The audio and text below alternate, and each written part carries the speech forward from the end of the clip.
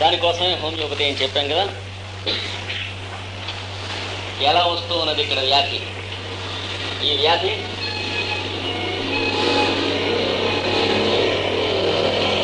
స్వర అని అంటారు. అది 2 రకములు. లేటెంట్ ఒకటి,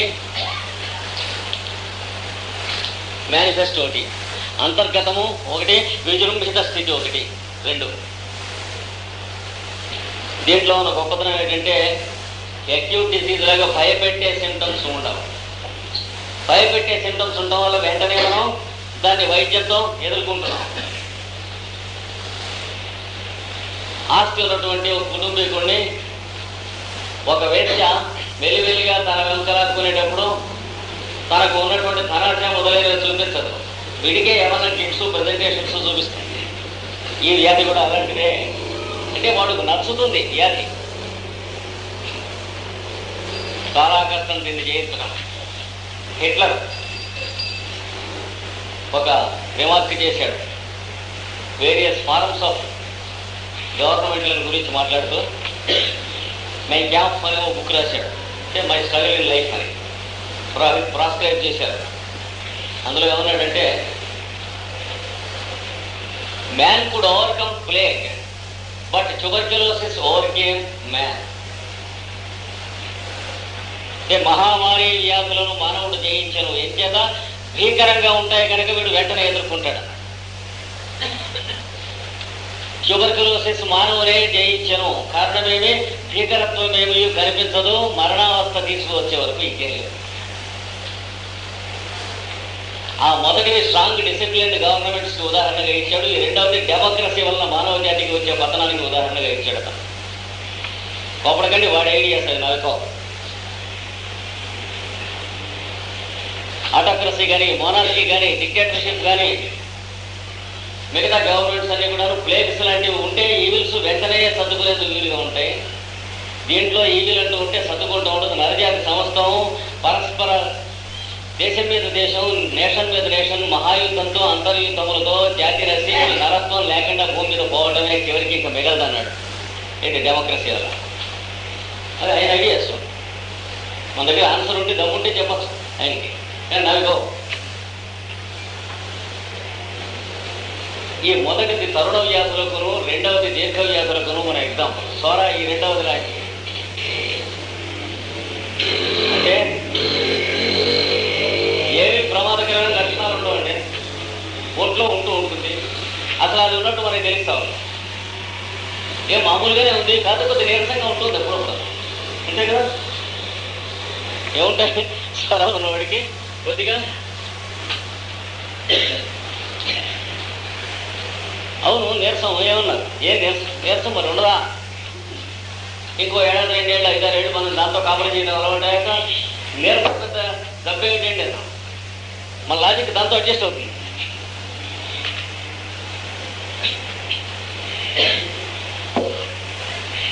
ఏదన్నా గట్టిగా ఆలోచిస్తే నీరసంగా ఉంటుంది. 10 నిమిషాలు పనిచేస్తే, గంట సేపు పనిచేస్తే ఒక 2 నిమిషాలు బ్రేక్, 2 3 బ్రేక్లు అయిన తర్వాత లంచ్ బ్రేక్, తర్వాత 2 బ్రేక్లు అయిన తర్వాత టీ బ్రేక్. ఇట్లా కంటిన్యూస్గా పోనీ సొంత వర్క్, ఆఫీసులో వర్క్ అయితే ఎగ్గొట్టచ్చు కానీ సొంత వర్క్ చేయగలమా? సోరాలైన వాడికైతే ఆఫీసులో వర్క్ కూడా సొంత వర్కే. ఆ తేడా వచ్చి ఉండేది కానీ మనకి సోరా లేకపోయినట్లయితే. ఎందుకంటే మన ఆఫీసులో మనం పనిచేసేది మన దేశంలో ఉన్నటువంటి వాళ్ళ కోసమే కదా అనేటువంటి కామన్ సెన్స్ మన ప్రతివాడికి ఉండి ఉండేది. సోరా వ్యాధి మనలో లేకపోయి ఉన్నట్లయితే. ఒకటికండి ఆన్సర్స్ ఉంటే వెతుక్కోండి ఎవరున్నవాడు. I'm also one with you and I'm also answerable to all these points. మీతో పాటు నేను మీరు చెప్పే నేను కలిసి ఆలోచించుకోవాల్సిన పాయింట్స్ ఏమండి. మన మైండ్ సెట్ కనుక హెల్తీగా ఉన్నట్లయితే మన యజమాని ఎడల మనం స్ట్రైక్ చేయటం, మన దగ్గర పనిచేస్తున్న లేబర్ ఎడల మనం కుట్ర చేయటం, ఈ 2 ఉండి వాడు చేశాడు కాబట్టి మనం చేయటం అనేటువంటి జాతి లక్షణం కూడా ఉండదు. కనుక mentally and physically also peculiar disease గ్రాడ్యువల్గా ముంచేస్తుంది. ఎలా ఇంకా ఏముంటుంది? స్నానం చేయగానే ఒళ్ళు చిరచిర. సోరా లేని వాళ్ళకి స్నానం చేసిన తర్వాత ఒళ్ళు చెడ్డ ఏమాత్రమో ఎప్పుడూ ఉండదు వాడికి. ఉన్నారా అని మీరు అడగచ్చు. ఉన్నా.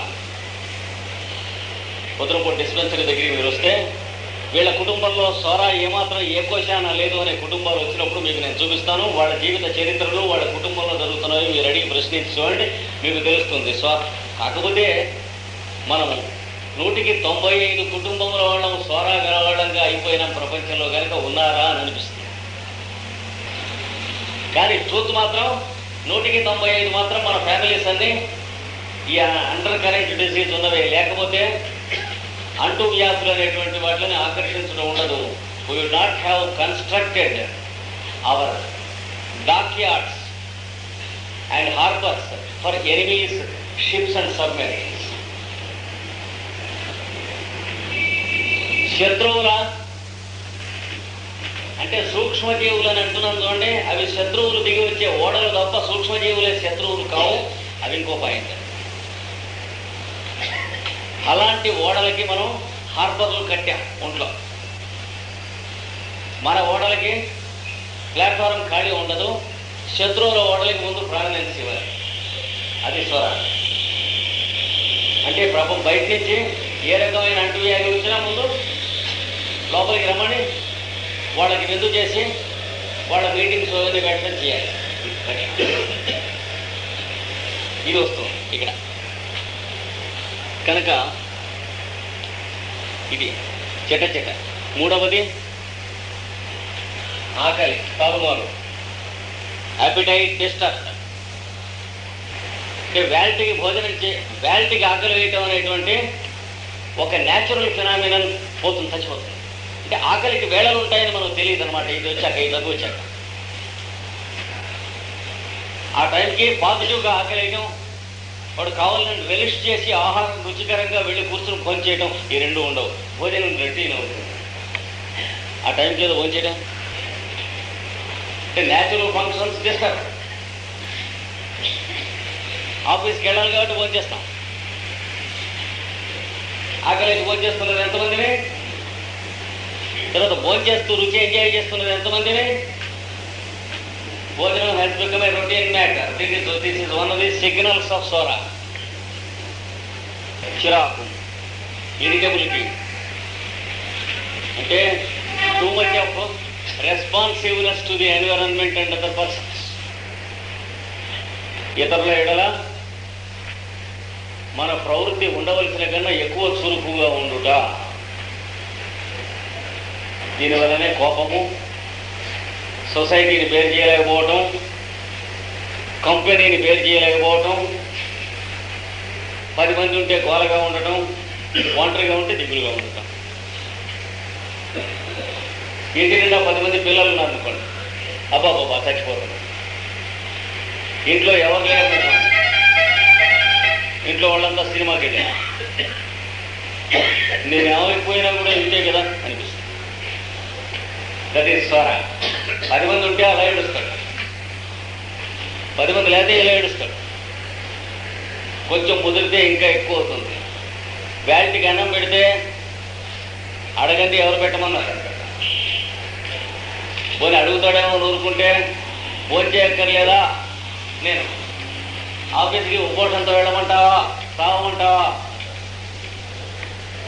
క్లియర్ గట్టిగా మీకు మోస్ట్ ఇలాజికల్గా ఇది తెలుస్తుంది. ఓవర్ రెస్పాన్సివ్నెస్ అనేటువంటి తెలుస్తుంది. ఆఫీస్కి వెళ్ళి కూర్చుంటే ఇంటి దగ్గర భార్య ఎలా బిహేవ్ చేస్తుందో, ఎక్కడికి వెళ్ళి ఇస్తుందో ఏముందో అనేది. పొద్దున 10-9 బయలుదేరి ఆఫీస్కి వెళ్తారు భర్త గారు. సాయంత్రం 7-7:30కి, రాత్రి 8కి ఇంటికి తిరిగి వస్తారు. ఏవో ఈ మధ్యన ఎక్కడ తిరుగుతారో ఏం చేస్తారో ఎవరో తెలుసు అని భార్యకి. సోరా భర్తలు ఉంటే సోరా భార్యలు ఉండరు. సోరాలు కూడా పుంలింగ స్త్రీలింగములు ఉన్నాయి. త్వరలో నమో స్త్రీలింగం అవుతుంటుంది తెలుగులో. Various types of thoughts in the absence of others about others. ఇది సోరా లక్షణాల్లో ఒక లక్షణం. వాళ్ళ ఆబ్సెన్స్లో వాళ్ళ గురించి థింక్ చేయడం ఉపయోగమా? ఏమిటండి వాడు, ఏమిటి ఎలా బిహేవ్ చేస్తాడు? అంటే వాడు అలా బిహేవ్ చేయకూడదని మనకు ఉన్నట్టయితే, హెల్తీ మైండ్ అయితే ఎవరితో చెప్పుకోవాల్సింది? మన దగ్గర స్వరా ఉండకపోతే, వాడు అలా బిహేవ్ చేయడం తప్పని మనకి తోచినట్లయితే మనం ఎవరితో చెప్పి ఉండవలసింది? Clearly we are meaningless we are nasty in our behaviour and procedure. మనకి మొహాన్ని అద్దం పెట్టినట్టు తెలుస్తూనే ఉంటుంది. మొహం దునపోత మొహం, ఇది మనిషి మొహం కాదు. మీ గురించి ఆయనతో డిస్కస్ చేశాను అనుకోండి, ఏడు ఎలా బిహేవ్ చేస్తాడు? వాట్ డు ఐ మీన్ అంటే, I don't mean anything except ugly behaviour కదా. దీని గురించి సందేహపడవలసిన పాయింట్లు ఏం లేవు, క్లియర్గా కనిపిస్తుంది. మనకి స్వరా ఉన్నదా లేదా అనడానికి మెంటల్ డిస్టార్షన్. ముందు దెబ్బ ఎక్కడ ఉంటుంది, తర్వాత డిస్టర్బెన్స్ ఇన్ స్లీప్, అనేక రకములైనటువంటి కలవరపాట్లు నిద్రలో. ఆఫీసులో వాళ్ళందరినీ తిడుతూ అరుస్తూ ఉంటాడు, నిద్రపోతున్న వస్తే పోకూడదు. ఒకడు అలా మాట్లాడుతూ ఉంటాడు కాన్వర్సేషన్స్ నిద్రలో. పెద్దవాళ్ళు అలా, పిల్లవాళ్ళు అలా అరుస్తూ ఉంటారు, పాఠాలు చెప్పేస్తూ ఉంటారు. ఒక్కడు లేదా డిస్కస్ చేస్తూ ఉంటారు, తిట్టుకుంటూ ఉంటారు, కొట్టుకుంటూ ఉంటారు. శ్రీ వెంకటేష్ శరణం శరణం ప్రపంచం మొత్తం వేసాడు వాడు, బట్టి బట్టి కళ్ళ. అది వాడి భక్తి అండి, వాడి కుటుంబ సంప్రదాయం. అంటే కళ్ళలో చదవడు, సోరా లేకపోతే మేలుకు నుండి చదువుతాడు. Not required distortion. అలాగే పడుగురుగుతూ ఉంటాడు ఒక్కడు కళ్ళ నిద్రలో, పడపడలో పడుగురుగుతాడు. ఇలాగ మంచం మీద ఇట్నించటు అట్నించడు ఇట్నించటు. పెద్దలం పిల్లలం కూడా ఒక గాడిదే పడుకుని నిద్రపోతున్నట్టు ఉంటుంది, కానీ మనిషి పడుకుని నిద్రపోతున్నట్టు ఉంటుంది మంచం మీద. అదే పిల్లలు కనుకైతే పక్కన పెద్దవాళ్ళు కనుకుంటే పడుకుంటే నడువులు ఇరిగేట్ తంతూ ఉంటారు. ఆ పిల్లలు కదా తంతారని అందరూ, కొందరు పిల్లలు పుస్తకంలాగా పడుకుంటారు చూడండి, వాళ్ళకి స్వరా లేదు, వాళ్ళ కుటుంబంలో లేదు. క్లియర్ కట్గా డౌట్ లేవు దీంట్లో. వాళ్ళ పిల్లల బిహేవియర్ బాగుంటుంది, వీడి పిల్లల బిహేవియర్ ఆడుకుంటుంది. ఆన్సర్ ఉంటే చెప్పండి. కోపడి లాభంలో ఇట్స్ నో, కోపం అనేది it's no solution. Disorder suicide చేసుకున్న కేసులు ఉన్నాయి, టీజింగ్ చేస్తే. హెల్తీగా ఉంటే లైఫ్ యొక్క ప్రిన్సిపల్ అవతల లైఫ్ హ్యాపీగా ఉండేట్టుగా చేయడమా, టీజ్ చేయడమా? లైఫ్ యొక్క ప్రిన్సిపల్ ఎమోషనల్ కాదు, ఇన్స్పిరేషన్. దానికి దీనికి ఎరుక్కి ఎరుక్కి ఉన్నంత తేడా ఉంది. స్వరా ఉన్నంతసేపు మంచి కాజెస్ కూడా ఎమోషనల్గా మనుషులు రౌజ్ అవుతారు తప్ప ఇన్స్పిరేషనల్గా, నాన్ ఎమోషనల్గా రౌజ్ కాదు. స్వరా ఉంటుంది ఏమండి? ఎమోషన్కి ఇన్స్పిరేషన్కి తేడా ఏమిటి అంటే, ఎరుక్కి పెరుక్కి తేడా ఏమిటి? సంతోషం కలిగినా నవ్వు వచ్చినా కూడా ప్రాణాంతకంగా ఏడుస్తున్నట్టు ఉంటుంది ఇన్స్పిరేషన్ అయితే. ఎమోషన్ అయితే వాడికి కొంచెం ఎక్కువ నవ్వు వచ్చినా ఏడుస్తున్నట్టు వస్తుంది, ఒక్కిరి బిక్కిరి అయిపోతాడు, సఫోకేట్ అయిపోతాడు. అంటే it is a help to enjoy. Emotion అంటే ఏడవటమే కదా, నవ్వటం కూడా చాలా హెల్త్గా ఉంటుంది. ఇన్స్పిరేషన్ అయితే everything is a comfort, a pressure. శ్వాసకోశం, హార్ట్ బీటు, ఊపిరితిత్తులు అన్నీ కూడా పరమ ప్రశాంతిగా సరైనటువంటి బీట్లో ఉంటాయి వాడికి. స్వరా ఉన్నవాడికి సంతోషపడటం కూడా ఈ వ్యక్త ఫర్ జాయ్ అన్నది స్వరా ఉన్నవాడికి కరెక్ట్. అంటే వాడు సంతోషంగా తెలుస్తున్నాడు. పళ్ళు ఏం చేస్తారు, లోపలికి వెళ్ళి కడుగుతుకుని ఏడ్చి మొంగడుకుని ఎదురుకు వస్తారు. ఏమిటంటే ఆ సంతోషం పడలేకపోయినట్టు. స్వరా ఎమోషన్. ఏన్షియంట్ సైకాలజిస్ట్స్ మాత్రం ఈ విషయంలో చాలా క్లియర్ కట్గా జాగ్రత్తగా ఉన్నాయి. సెంటర్స్ వేరే వేరే ఉన్నాయి. వెన్నెముకలో మనం తీసుకుంటే బొట్టుగా ఆపోజిట్గా ఉన్నటువంటి భాగంలో వెన్నెముకలో సెంటర్ ఆఫ్ ఎమోషన్స్ ఉంటుంది. గుండెకి ఆపోజిట్గా వెనుక ఉన్నటువంటి దాంట్లో సెంటర్ ఆఫ్ ఇన్స్పిరేషన్ ఉంటుంది. దీంతో అది క్లౌడీగా మడ్డీగా ఉంటుంది. జాగ్రత్త. ఈ ఫిల్ట్రేషన్ జరగాలి, డిస్టిలేషన్ జరగాలి. జరిగితే అప్పుడు ఇక్కడ ఉన్నదాన్ని లవ్ అంటాం. లేకపోతే దీంతో ఫిల్తీగా ఉంటే దీన్ని మమకారం అంటాం.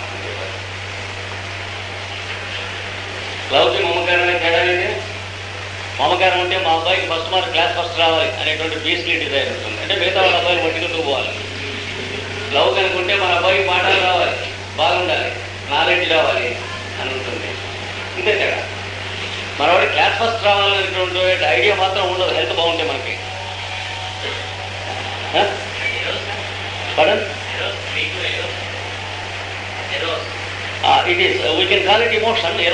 ఎరోస్లో ఒక టైప్ ఆఫ్ ఎరోస్ అది. అంటే is it natural to desire that our boy should come first in the school? ఎవరికి కూడా అడగాలి. It is natural that our boy should note the lessons and should get the subject very well. ఆలోచించండి, ఏమైనా తేడా ఉంటే అడగండి. Definitely it is basically and unnatural to desire that our boy should get school first. ఇది స్వర యొక్క లక్షణం. నిద్రలోనూ మేలుకున్నప్పుడు కూడా ఇవి ఉంటాయి. ఇంకా స్నానం చేయంగానే చిరుచెమట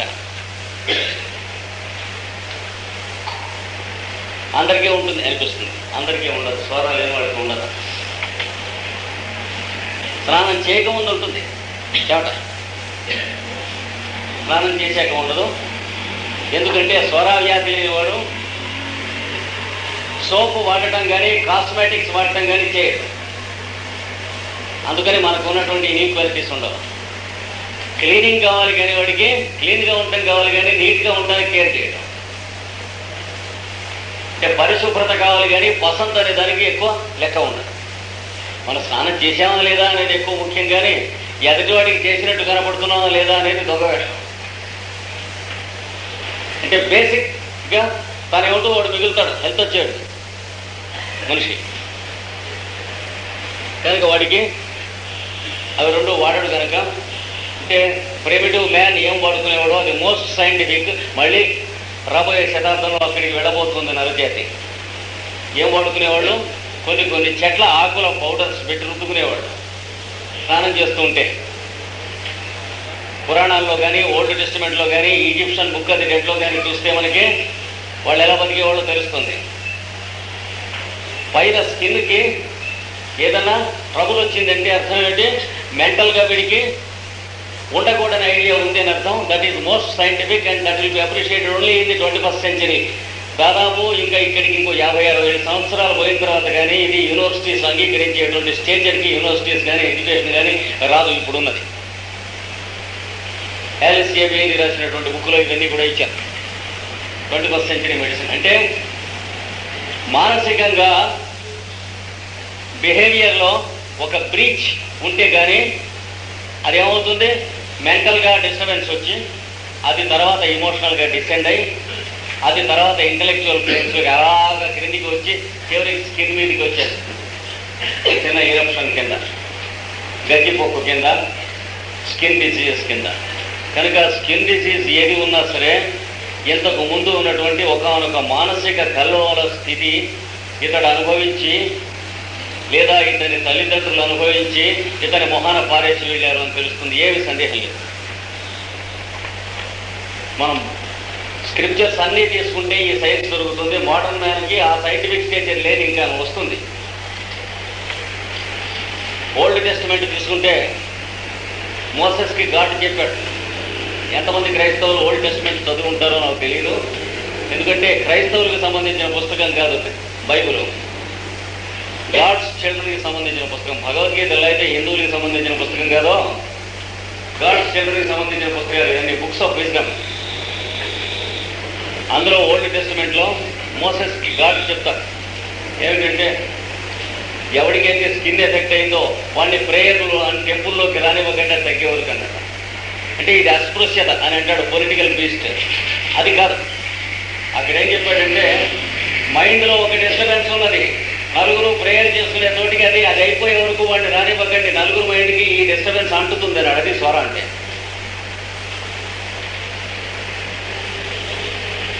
బుక్ 3 లెవిటికస్లో ఉంది చూడండి, ఓల్డ్ టెస్టిమెంట్లో. ఇక్కడ సరిగ్గా హ్యానిమన్ చెప్పింది అదే. మళ్ళీ ఒక మాట రక్షకుడే హ్యానిమన్గా దిగొచ్చాడు అనేటువంటి దానికి ఇదే నిదర్శనం, అంతకంటే ఇంకేం లేదు. అదే పేరుతో దిగిరాడు. ఎందుకంటే మనం వాడిని గుర్తుపట్టడం, వాడికి దెబ్బ కొట్టడం వాడి ఉద్దేశం ఏం కాదు. వాడు మనని ఉద్ధరించడం ఉద్దేశం. కానీ భగవంతుడు ఎప్పుడూనూ మన వీళ్ళు రికగ్నైజ్ చేశారా లేదా అని చూసుకునేటువంటి weak fellow, psychologically fame lost fellow god ఎలా అవుతాడంటే. కనుక ఈ విషయంలో ఈయన భగవంతుని యొక్క అంశం మనకు కనిపిస్తుంది ఇక్కడ. ఇంకా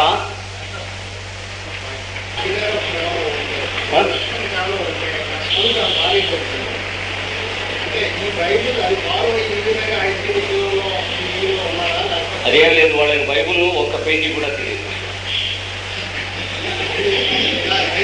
ఇప్పుడు పీపుల్ ఆఫ్ క్రైస్ట్ వేరు, క్రిస్టియన్స్ వేరు. అయితే భగవద్గీత తెలిసిన వాళ్ళు వేరు, హిందూస్ వేరు అనేది దానికి సంబంధం లేదు. అదేం లేదు, ఇది ఊరికే కమర్షియల్ పర్పసెస్. అంటే మిగతా వాళ్ళు విఐపీస్ చిల్డ్రన్ అందులో ఉన్నటువంటి వాళ్ళు విసుక్కుంటారు కదా, డిస్ప్లీజ్ అవుతారు అనేది ఇది వేరు.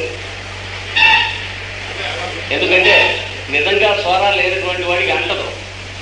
వాడు ఏం చేస్తాడంటే వాడి ప్రెజెన్స్ వల్ల వాడి ద్వారా గాడ్ ఫోర్స్ వీళ్ళలోకి వచ్చి హీల్ అవుతుంది.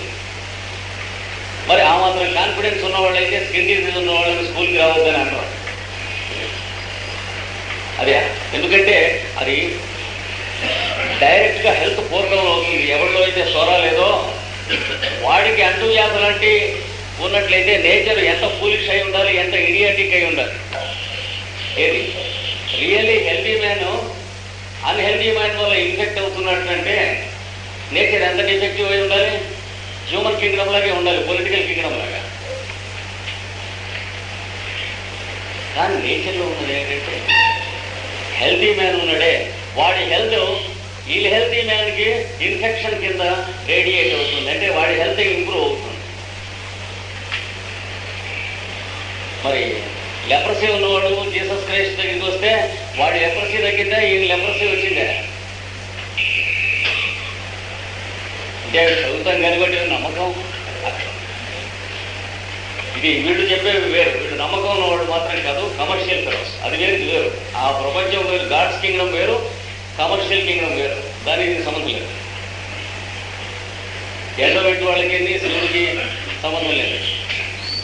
శివాలయంలో ఎండోమెంట్ గారు శివుడు అన్నాడు.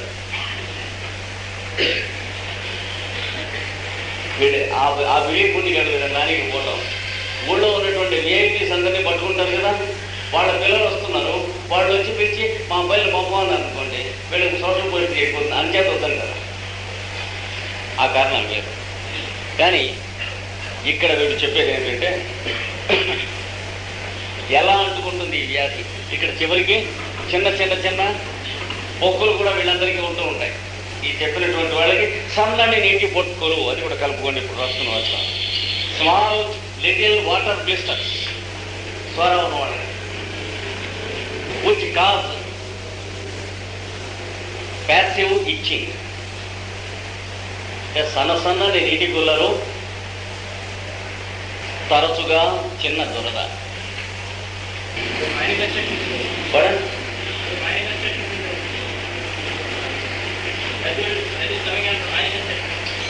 Yes, always there will be small manifestation because it has to purify every moment. No, latent Sora people also will have little, very small water blisters, and they will be doing like this, going away. Somewhere they will be scratching, and it will go away. Tomorrow it will be somewhere else. They are always there with the Sora fellow.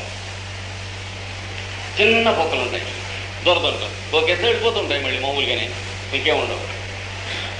ఇది ఇంకా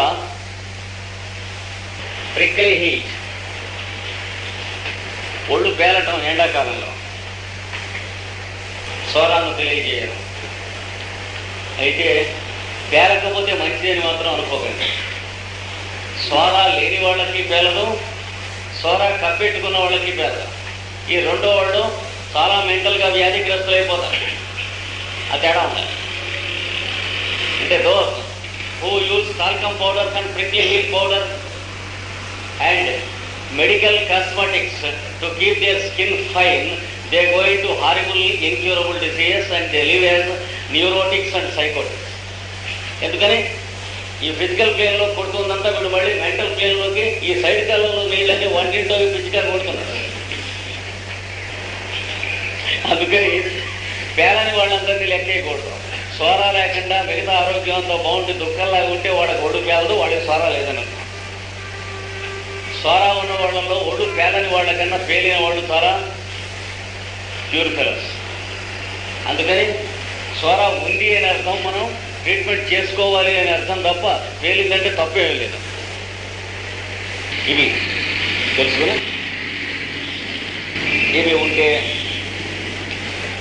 ఈ వ్యాధి ఉన్నట్లు ఉండి ఏం చేస్తూ ఉంటుంది, ఊళ్ళో ఎక్కడ బయట నుంచి ఫారిన్ యాంటీ నేషనల్ ఎలిమెంట్ వచ్చిన గాలిలోకి కలరా కానీ స్మాల్ పాక్స్ కానీ మీజిల్స్ కానీ ఏదైనా సరే వస్తే ఇక్కడ వాళ్ళ తాలూకు కాలనీస్ ఉంటూ ఉంటాయి, ఎక్కడున్నాయో అక్కడికి వాళ్ళు వచ్చేస్తారు. ఆ శరీరాలకు మాత్రమే ఇన్ఫెక్ట్ అవుతుంది.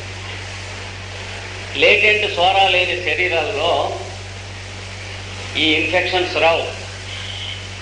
చూడండి, కొన్ని కుటుంబాల్లో స్మాల్ పాక్స్లు రావు, రాలేదు, ఎన్ని మాటలు వచ్చినా. చికెన్ పాక్స్లు మనందరికీ కళకళకలు వస్తే వాళ్ళ ఇంట్లో ఎవరికి కళకళకలు రాలేదు. స్టాటిస్టిక్స్ తీసుకోండి, మీరు ఎరుగున్న కుటుంబాల్లోనే తీసుకోండి, 4-5 కుటుంబాలు దొరుకుతాయి. జాగ్రత్త పడ్డారా?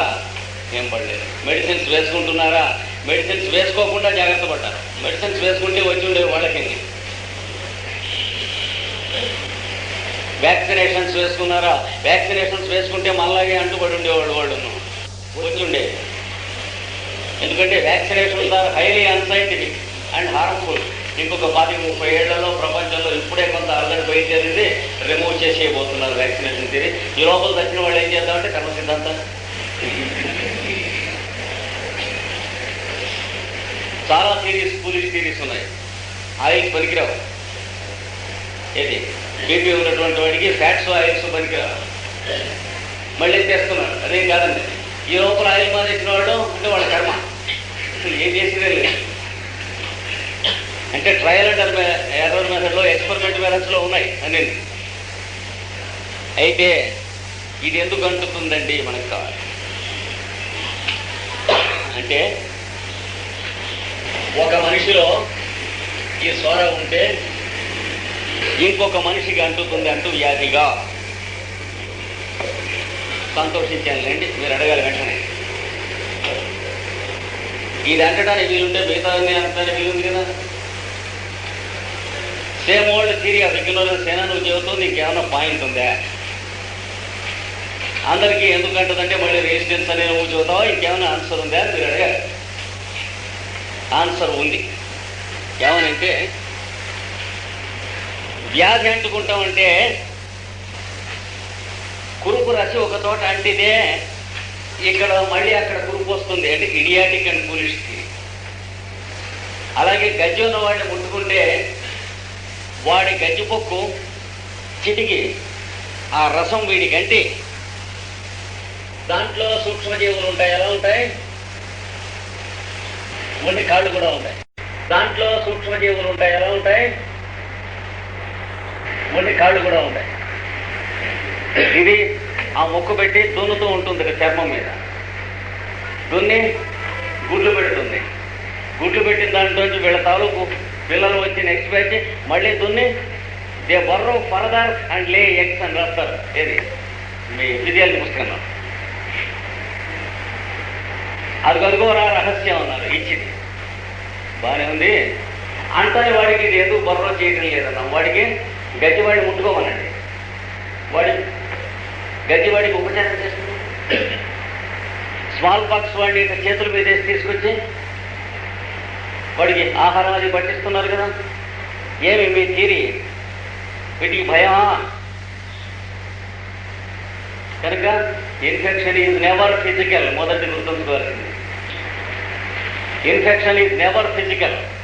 వ్యాధి అంటూ వ్యాధి అగుట భౌతికము, వ్యాధి సంక్రమించుట భౌతిక ప్రక్రియ కాదు. ఎలా వస్తుందండి? మీరు మాట్లాడితే నాకు కోపం రావటం, నేను మాట్లాడితే మీకు కోపం రావటం, లేకపోతే సంతోషం రావటం, అది ఫిజికలా? ఇదే అంతే. ఎలా వస్తుంది? It is vital, it is mental. ఇక్కడ కూడా infection is vital and mental. అంటే ఇన్ఫెక్షన్ రావడానికి అవసరమైన మెంటల్ డిస్పోజిషన్లో మీరు ఉన్నప్పుడు ఈ వ్యాధి అవతల వాడి దగ్గర నుంచి మీ దగ్గరికి పక్కనే ఉండక్కర్లే, వాడు చుట్టుపక్కల ఇళ్లలో ఉండొచ్చు, అడ్రస్ తెలియక్కర్లేదు, పక్క పేటలో ఉండొచ్చు, మీ ఇష్టం, అంటుకుంటుంది.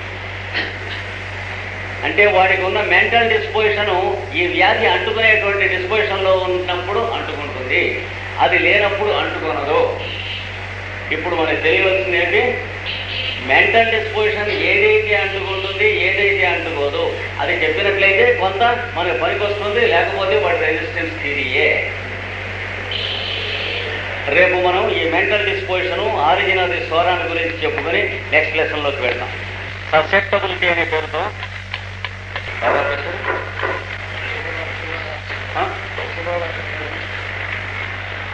ససెప్టబిలిటీ అనే పేరుతో లేటెంట్గా, అంటే అంతర్గతంగా వ్యాధి లైఫ్ లాంగ్గా ఉంటుందని చెప్పి చెప్పుకున్నాం నిన్న. అది ఉండి చుట్టుపక్కల ఏ కారణాలు వచ్చినా అవి వ్యాధుల్లో కనిపించేటువంటి అక్యూట్ డిసీజెస్ వస్తూ ఉంటాయి. వచ్చిన అక్యూట్ డిసీజెస్ కారణం పెట్టడానికి ససెప్టబిలిటీ ఇది ఏర్పాటు చేస్తుందని చెప్పాను. ఎవరికైతే ఈ అంతర్గతమైనటువంటి వ్యాధి ఉన్నదో వాళ్ళకే ఇన్ఫెక్షన్ లేక కంటేజియన్ మొదలైనటువంటివన్నీ వస్తాయి. లేని వాళ్ళకి బ్యాక్టీరియా ఉన్నా, వైరస్ ఉన్నా, సైంటిస్టులు మనకు చెప్పేటువంటి శరీర రీతులు అన్నీ చుట్టి ఉన్నా సరే ఏం వ్యాధి రాదు. So the theory of bacteria is thoroughly unscientific and wrong as it stands today. వాడు చెప్పిన ప్రకారం వ్యాధులు సంక్రమించేటైతే ఈ వాటికి నరజాతి భూమి మీద బతికి ఉండవలసింది కాదు. It is quite absurd and meaningless. ఈ ఎవరికైతే ఈ అంతర్గతమైనటువంటి వ్యాధి ఆక్రమిస్తుందో వాళ్ళకి ఈ పైన హెల్తీగా ఉన్నట్టుగానే ఉంటారు అని చెప్పాను. ఉండి ఏ కారణం వచ్చినా సరే ఆ కారణం వల్ల అది తాత్కాలికంగా మరొక వ్యాధి వచ్చిందని, తగ్గిందని భ్రాంతి కలుగుతూ ఉంటుంది. టైఫాయిడ్ వచ్చింది, తగ్గింది. న్యూమోనియా వచ్చింది, తగ్గింది. బ్రాంకైటిస్ వచ్చింది, తగ్గింది. మీజిల్స్ వచ్చింది, తగ్గింది. ఇట్లా అంటూ ఉంటారు. అంటే ఒక్కొక్కదాన్ని ఒక్కొక్క జబ్బు కింద లెక్క. కానీ it is a flare up of the under current స్వర అని చెప్పబడేటువంటి వ్యాధికి అండర్ కరెంట్గా ఉంటే అది ఎక్కడ బయటకు వస్తే అది ఇంకొక వ్యాధి వచ్చి తగ్గింది అని మనం అనుకుని దానికి మందు పుచ్చుకుంటూ ఉంటాం. ఈ పైన మనం చేసే వైద్యాలన్నీ కూడా it is a patch work. అది తగ్గిపోతుంది, కానీ మళ్ళీ ఇంకోటి వస్తుంది, తగ్గిపోతుంది. జ్వరం వచ్చింది, మందు పుచ్చుకున్నాం, తగ్గింది. మళ్ళీ 10 రోజులకి జ్వరం వచ్చింది. ఏం జ్వరం వచ్చిందంటే ఒళ్ళలసటండి, ప్రయాణం అనేది. ఇంకోటి ప్రయాణం చేస్తే జ్వరం రాదే అని తగ్గింది. మళ్ళీ వచ్చింది జ్వరం. ఏమంటే వానలో తడిచాం, తగ్గింది. మళ్ళీ ఇంకోటి వానలో తడిస్తే రాలేదు అని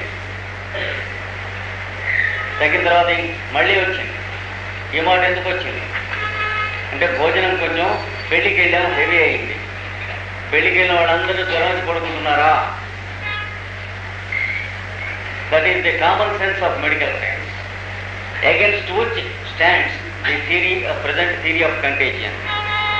ఇందులో ఏ ఒక్కదాన్నైనా సరే వేరువేరుగా వైద్యం చేస్తూ ఉన్నటువంటి స్థితిలో the blind man and the elephant. Elephant అడుగుని ఉంటుంది, పైన blind man of the doctor ఏమంటాడు? ఓమాట్ టైఫాయిడ్ అంటాడు, ఓమాట్ న్యూమోనియా అంటాడు, ఓమాట్ ఫ్లోరసీ అంటాడు. ఇట్లాగా ఫ్లోరాలిటీ ఆఫ్ ది డిసీజ్. అయితే ఈ అండర్ కరెంట్గా ఉన్న వ్యాధి ఒక మాట రావటం మొదలు పెడితే విజృంభణ వస్తే కానీ తగ్గడం ఉండదని కూడా నేను చెప్పుకున్నాను. మిగతా ఈ చిన్న వ్యాధులన్నీ రావటం, విజృంభడం, తగ్గడం. కానీ పైన గిన్నె పొరలించినట్టు ఉంది, కానీ అడుగున ఈ వ్యాధే ఇది తగ్గదు, అవి వచ్చి తగ్గుతూ ఉంటాయి. కనుక అక్యూట్ డిసీజ్ అంటే వచ్చేది, విజృంభించేది, తగ్గేది. క్రానిక్ డిసీజ్ అంటే వచ్చేది, విజృంభించేదే కానీ తగ్గేది కాదు. అది అండర్ కరెంట్లో ఉంది, ఇది పైన. వచ్చిన తర్వాత వీడి కొడుకు కూడా కంపల్సరీగా వస్తుంది, కూతురుకు కూడా కంపల్సరీగా వస్తుంది, భర్త నుంచి భార్యకు కంపల్సరీగా వస్తుంది, భార్య నుంచి భర్తకు కంపల్సరీగా వస్తుంది. అయితే కంటేజియన్ లేదన్నారే, ఈ కంటేజియన్ లేదనలే. బ్యాక్టీరియా ద్వారా, వైరస్ ద్వారా కంటేజియన్ ఉంటుందనేది అన్సైంటిఫిక్ అన్న. కంటేజియన్ వచ్చిన తర్వాత బ్యాక్టీరియా డెవలప్ అవుతుంది మనుషులు, అది గుర్తుంచుకోవాలి. కంటేజియన్ లేదని కాదు, కంటేజియన్ ఉంది, అంటువ్యాధి ఉంది, కానీ క్రిముల నుంచి అంటువ్యాధి రావడం అనేది అన్సైంటిఫిక్. అంటువ్యాధి వచ్చిన వాళ్ళు క్రిములు వృద్ధి చెందుతాయి, మిగతా వాళ్ళు పడితే చచ్చిపోతాయి.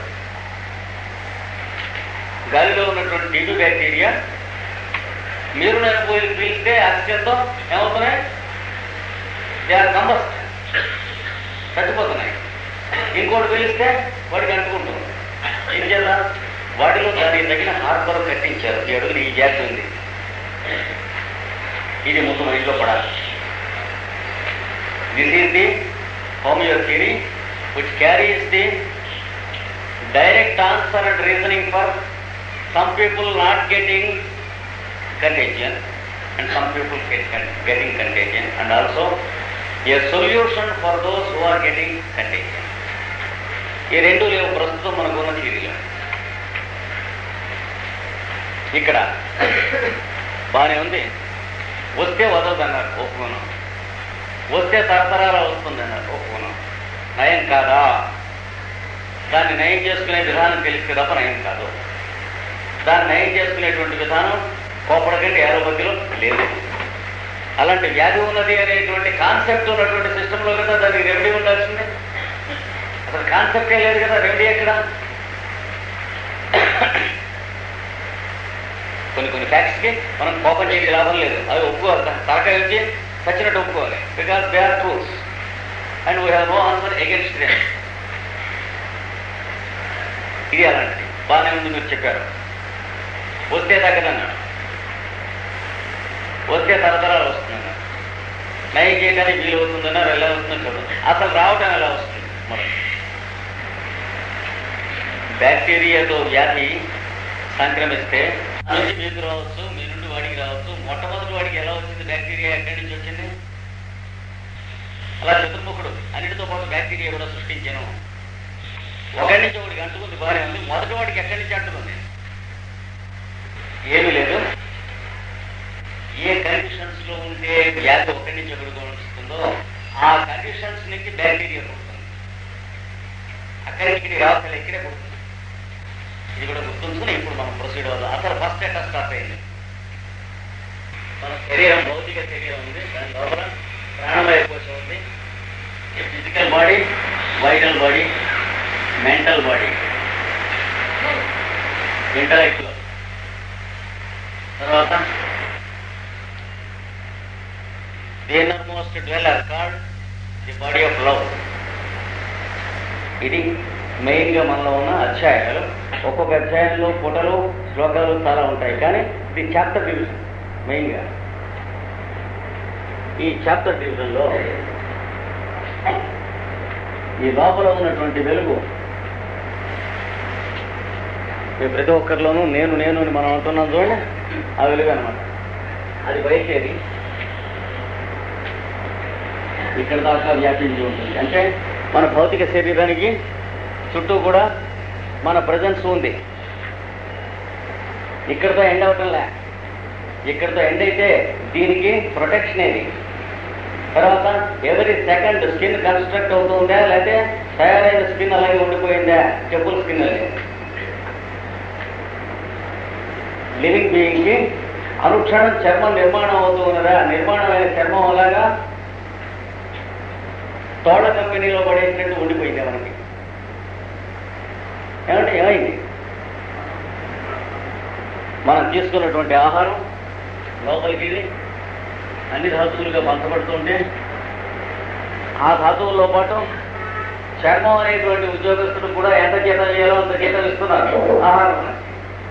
And it is converted into skin. బోన్స్కి ఫుడ్ మెటీరియల్ బోన్స్గా పెడుతుంది, ఫుడ్ మెటీరియల్ మజిల్గా పెడుతుంది, బ్లడ్గా పెడుతుంది, నర్వస్గా పెడుతుంది కదా.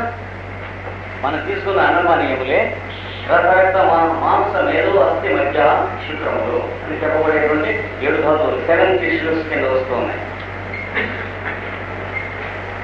చర్మం కూడా అంతే. అందుకని అనుక్షణం డిస్ట్రాయ్ అయిపోయి అనుక్షణం క్రియేట్ అవుతూ ఉన్నటువంటి సెల్స్. ఆ ఈక్వలిబ్రియంని మనం చర్మం ఉంటున్నాం. గోదావరి పక్కన విన్నొస్తుంది, మీరు వేలు చూపించి ఇది గోదావరి అనే లోపల ఎంత గోదావరి వెళ్ళిపోయిందండి? మీరు చూపించే గోదావరి ఇక్కడ కదలకుండా ఏదైనా ఉందా? కానీ బలాలు ప్రక్రియలు పొరపాటు ఇది గోదావరి అంటున్నారా లేదా? కానీ మీరు చూపించేది అక్కడ వెళ్ళిపోతుంది. అలాగే ఇది స్టీమ్ అంటున్నాం. అంటే మనం చూస్తున్నది equilibrium of millions of forces తప్ప స్టాటిక్ మెటీరియల్ అనేది అబద్ధం. అందుకనే పదార్థము, మెటీరియల్, మ్యాటర్, ఫిజికల్ ప్లేన్ అనేది మిథ్యా అని ఏన్షియంట్ సైన్స్ ఉంది. జగత్ అనేది మిథ్యా అంటే what it appears, only appearance, what it is the essence. కొంచెం హయ్యర్ సైన్స్ ప్రాపరేషన్ పెట్టాలి. మనకు చర్మంలాగా అపియర్ అయ్యేదంతా కూడాను a constant equilibrium of millions of forces at work. ఉన్నారా అభ్యంతరమా అనుమానారా? ఏది ఇక్కడ కాకుండా నిలబడిపోతే అది ఎక్కడ పెంటకమ్ము కొడుతుంది. ఈ టిష్యూస్లో ఏ టిష్యూ అయినా అంతే. ఇలా జరుగుతూ ఉన్నప్పుడు ఈ చుట్టూ కూడా ఈ వైటల్ ఫోర్స్ పనిచేస్తుంది. మన చుట్టూ కొన్ని అంగుళాల వరకు ఉంటుంది. ఎన్ని అంగుళాల వరకు ఉంటుందంటే మనం ఎంత హెల్తీగా ఉన్నామో అన్ని ఎక్కువ అంగుళాల వరకు ఉంటుంది. మ్యాగ్నెట్ చుట్టూ మ్యాగ్నెటిజం ఎంతవరకు పనిచేస్తుంది, ఆ మ్యాగ్నెట్ ఎంత స్ట్రాంగో అంతవరకు పనిచేస్తుంది. అందుకనే కళ్ళు మూసుకుని చిన్నప్పుడు పిల్లలు ప్రాక్టీస్ చేస్తారు. ఇలా మనుషుల్ని పేసానవుతాం ముట్టుకోకుండా పెడుతూ ఉంటే ఒక వారం రోజులు ప్రాక్టీస్ చేస్తే ఎవరు ఎడుతున్నారో పేర్లు చెబుతారు. మీరు ఉందా లేదా? చిన్నప్పుడు మనం కొంతమంది ప్రాక్టీస్ చేసామా లేదా? ఇది అందరూ చేయకపోయాడు, కొందరు చేశాము. అంటే ఏంటి? Knowing the presence. అయితే మనం ఇప్పుడు ఎందుకు కళ్ళు తెరిస్తే చేయలేము, కళ్ళు మూస్తే అంటే కళ్ళు తెరిచినది ప్రాక్టీస్ అలవాటైంది కనుక. అంటే we are practising, we have practised knowing presence. అంటే కన్ను అనేటువంటి పనిముట్టును వినియోగించుట ఏకదేశముగా మాత్రమే ఎక్స్క్లూజివ్గా మనకి ప్రాక్టీస్ చేశాం కనుక త్రూ ది సెన్సెస్ తప్ప పర్సెప్షన్ అనేటువంటి దానికి గ్రౌండ్గా. అంటే యూరోపియన్ కంట్రీస్లోకో అమెరికాలోకో వెళితే వాడు కూడికిలో హెచ్చయాత్రలు చేయలేడు, దబ్బడికి పనికిరాడు. ఎందుకు పనికిరాడో మనం కూడా అనుకున్నాం. ఏం చేత వాడికి క్యాలిక్యులేటర్స్ ప్రతి వాడి దగ్గర వచ్చాయి. కానీ 100 ఏళ్ల కిందట ఇంగ్లాండ్ వెళ్ళినా అమెరికా వెళ్ళినా కూడా వాడు మనకు వచ్చినన్ని లెక్కలు వాళ్ళకే వచ్చు. ఇప్పుడు ఇంగ్లాండ్ వెళ్ళినా, జర్మనీ వెళ్ళినా, ఫ్రాన్స్ వెళ్ళినా 3 నిమిషాలు మీరు వాడిని నోరు పోయమంటారు. వాడి లెక్కలు రావు. వాడు అది పోయింది అనుకోండి క్యాలిక్యులేటర్. వాడు ఉండుంటాడు, ఇంకా పక్కకెళ్ళి క్యాలిక్యులేటర్ తీసుకురావాల్సింది. కానీ సస్తే వాడు మీకు క్యాలిక్యులేట్ చేసి ఎంత ఇవ్వలేడు. ఏం చేత డిస్యూజ్, అవుట్ ఆఫ్ యూజ్ అయిపోయింది. మనకు కూడా perception except through senses out of use అయింది. అంటే అప్లికేషన్ ఉండకపోతే ఎటు అప్లై చేసాం ఆ డైరెక్షన్లో వెళ్ళిపోతుంది అంతే. ఇట్లా అన్నటువంటి దాంట్లో ఇది మిమ్మల్ని ప్రొటెక్ట్ చేస్తూ ఉంటుంది. డిసీజ్ రాకుండా మీ చుట్టూ,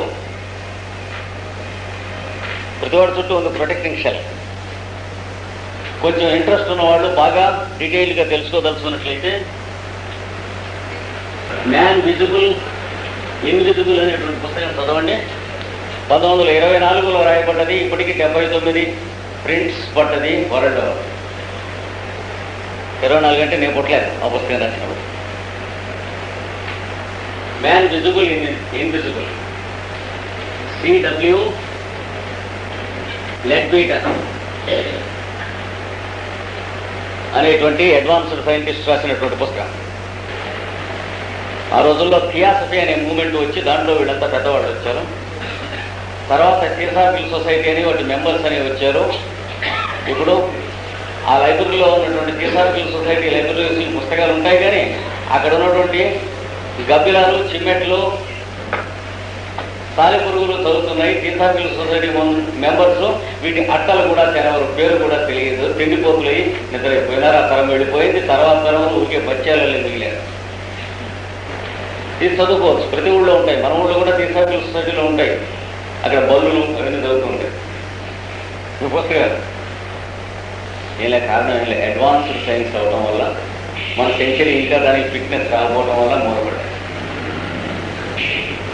ఇది ప్రొటెక్టింగ్ షెల్. కొన్ని కండిషన్స్లో ఇది బదలవుతుంది. ఈ ప్రొటెక్టింగ్ షెల్ బదలైనప్పుడు కంటేజియన్ పాసిబుల్ అవుతుంది, బదలు కానప్పుడు కంటేజియన్ రాదు. మనకి పక్కన క్షయ రోగి ఉన్నా అంతే.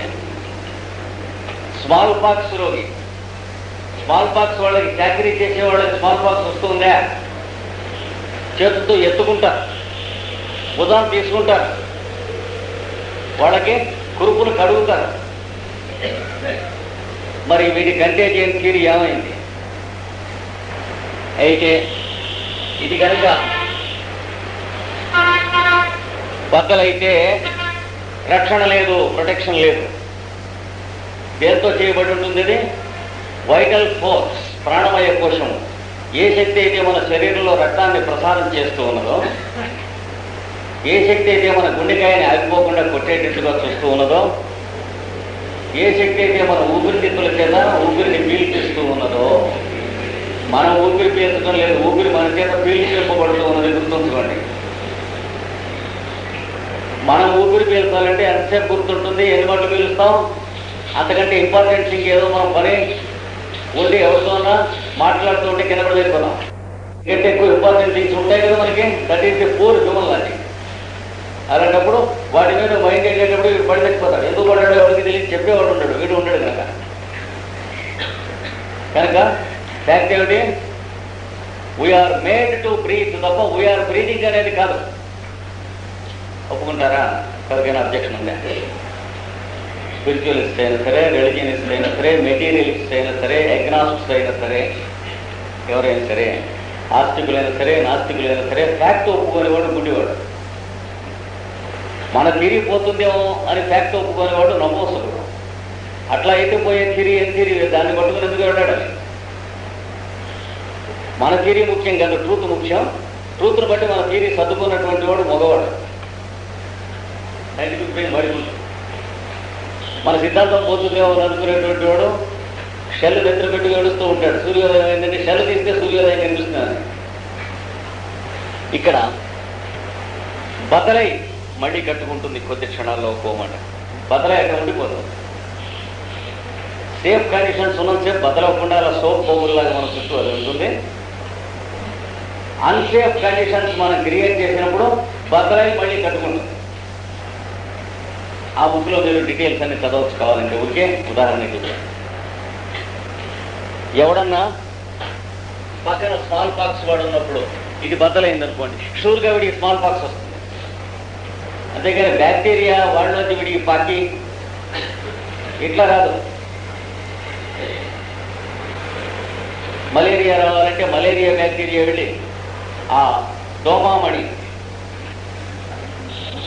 అంటే ఫిమేల్ మస్కిటో ద్వారానే వస్తుంది. ఎప్పుడు చికాకులోనే ఎనాఫ్లిస్ అని దోమ ఉంది, అందులో మేడం ఎనాఫ్లిస్ ద్వారా వస్తుంది మలేరియా. అంటే ఆవిడ కుడుతుంది డైలీ, కుడితే ఆవిడ మలేరియా వస్తుంది. వచ్చాక ఆవిడ థైరాయిడ్ గ్లాండ్ అటాక్ అవుతుంది. అప్పుడు ఆవిడ రాత్రిపూట సంగీతం పాడుతూ మిమ్మల్ని కుడుతుంది. అప్పుడు ఆవిడ ద్వారా మీకు మలేరియా వస్తుంది. ఆ బ్యాక్టీరియాని మీకు గుడ్లు పెట్టిస్తూ ఉంది. మీలో పెట్టబడిన గుడ్లు బ్యాక్టీరియా రై అవి మలేరియా జ్వరం చేస్తున్నాయి అని చెబుతారు. ఏది యోగక్షేమం అడుగుతూ ఉంటారే అని అడిగేవాడు. 10 రోజులకు ఒక మాట వచ్చి ఇంట్లో అంతా బాగున్నారని గొడవ సంతకం పెట్టేశారు. మలేరియా ఇరాడికేషన్ స్కీమ్ అని. అంటే మన కులాల వాళ్ళకి ఉద్యోగాలు ఇచ్చుకునేందుకు వీళ్ళు లేకపోతే బోల్డెన్ డిపార్ట్మెంట్ కనిపెడతాం. యోగక్షేమం వారం అడిగేవాడు. కృష్ణాచార్యులు వచ్చాడు అనుకోండి గవర్నమెంట్లోకి, ఆచార్యులందరికీ ఉద్యోగం ఇవ్వాలంటే ఏం చేయాలి? మలేరియా ఎట్లాగో ఉందిగా, టైఫాయిడ్ స్కీమ్ ఒకటి పెట్టాలి. ఇలాంటి డిపార్ట్మెంట్లు చాలా వచ్చినాయి. వాళ్ళు వచ్చి అడుగుతుంటారు, బాగున్నారా అని అడుగుతుంటారు. ఇంకా అడుగునైనా బంధువులు కూడా అడిగేవాళ్ళు. అంత అపేక్షతో వారం వచ్చి మీరు ఇంట్లో అంతా బాగున్నారా అని అడిగితే ప్రాణానికి హైగా ఉంటుంది. అంతకు తప్ప ఉపయోగం ఏమీ లేదు. యోగక్షేమాలు వాళ్ళు ఏం చెబుతున్నారు? దీని ద్వారా వస్తుంది. అదే దోమ పక్క ఆయనకి కుట్టి ఆయనకి రాదేమి. ఆయన కోటక బ్రహ్మచారి, ఏ ఆడదోమ కుట్టినా కానీ ఆయనకి ఏమీ అవ్వదు. వాడికి స్వర లేదా? స్వర మొదట ఎట్టా కుట్టింది అని చెబుతున్నాం. స్మాల్ పాక్స్ ఉంటే స్మాల్ పాక్స్ అటాక్, టైఫాయిడ్ ఉంటే టైఫాయిడ్ అటాక్, ఎపిడమిక్ కలరా ఉంటే కలరా అటాక్ అవుతుంది. ఎప్పుడు ఇక్కడ స్వర ఉంటే అంతర్గతంగా చర్మం మీదకి రాదు, పైకి రాదు. నేను చెప్పుకున్నాను కదా, రైతేనే ఇక్కడికి స్వర ఎలా వచ్చింది అసలు? ఇండియాలోకి నెట్వర్క్ అమెరికా వాడు రష్యా వాడు ఎలా వచ్చారు అసలు? మొదటి కథ చెప్పండి. ఇండియా వాళ్ళని కొన్నారు, వీళ్ళని వాడు ఏజెంట్గా వాడుకుంటున్నారు, ఇవన్నీ మాకు తెలుసును. అసలు నెట్వర్క్ ఎలా స్టార్ట్ అయింది చెప్తాను వినమన్నాడు. స్వరా ఉన్నవాడు ఒకడు ఉంటే వీడికి ఆ ప్రాణమయ కోసం బ్రద్దలయ్యే టైంలో వీడికి అటాక్ అయ్యింది. సంతోషించినట్టుంది. పోనీ అసలు ఏ కండిషన్స్లో ఇది బద్దలవుతుంది చెప్పండి. కొన్ని తర్వాత నెక్స్ట్ చెప్పారు. పక్కన స్మాల్ పాక్స్ వాడు ఉన్నాడు. వీడు సడన్గా వాడిని చూసి గుండె చల్లం ఉంటుంది అనుకోండి, ఫియర్ తప్పని బద్దలవుతుంది, అటాక్ అవుతుంది. సేవ చేసేవాడికి ఎందుకు బద్దలవదు? భయపడేవాడు సేవ చేయడు. స్మాల్ పాక్స్ వాడికి భయపడేవాడు సేవ చేస్తాడా? అసలు ఆ పేరు కనపడ్డా ఇంట్లోకి మళ్ళీ వెళ్ళాడు. మాట్లాడుకుంటే మాట్లాడాల్సి స్మాల్ పాక్స్ అన్నారు అనుకోండి మీరు, అసలు మీ ఇంటికి రాడు మళ్ళీ మొన్నాడు. ఎందుకైనా మంచిది. అంత సెల్ఫిష్ ఫెలో సేవని సర్వీస్ ఏం చేస్తాడు వాడు? కనుక సెల్ఫిష్ ఫెలోకి అటాక్ అవుతుంది కానీ సర్వీస్ చేసేవాడికి అటాక్ కాదు. లా ఆఫ్ నేచర్ ఎలా ఉందో తెలుసుకోండి. సడన్గా వాడిని చూసి అమ్మో మనం ఇక్కడికి వచ్చా అంటే వచ్చేసింది, అయిపోయింది అటాక్ అయిపోయింది. ఇక్కడ స్మాల్ బాక్స్ తోటి ఉన్నాడు, మనకు తెలియక వచ్చాం, ఎరకపోయి వచ్చాం. ఆ ఇంట్లోకి వెళ్ళాను, వారికి ఏదో జ్వరంగా ఉంది, మంది ఇస్తున్నారు, చూశారు, వాడు దగ్గుతున్నాడు, ఓహో అన్నీ బాగానే ఉంది. ఏదో వచ్చి మన ఫ్రెండ్ ఏమన్నాడు, వాడికి టీవీ అంటే అమ్ము తప్పని వచ్చేసి ఇంకే విషయం. ఇంకా వాడిని చూసి మనకి గిట్టని వాడు, మన పక్కన కాంపిటీషన్ దుకాణం పెట్టినవాడు బిజినెస్లో, వాడికి స్మాల్ బాక్స్ వచ్చిందా అంతే కావాలి, తప్పని వచ్చేస్తుంది. అంటే ఈ వైటల్ ఫోర్స్ బబుల్ ఎప్పుడు బర్స్ట్ అవుతుంది అంటే ఫియర్ ఒకటి, వైలెంట్ యాంగర్ ఒకటి, మ్యాలిస్ ఒకటి, జలసీ ఒకటి, వరసన అసూయ.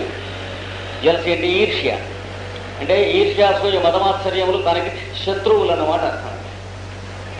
దీంట్లో దేంతో అయినా మూవ్ అయినటువంటి సెకండ్స్లో అటాక్ అవుతుంది కానీ వీటితో మూవ్ కానంతసేపు ఎవరిని ఏ జబ్బు అటాక్ కాదు. That is nature's promise covenant.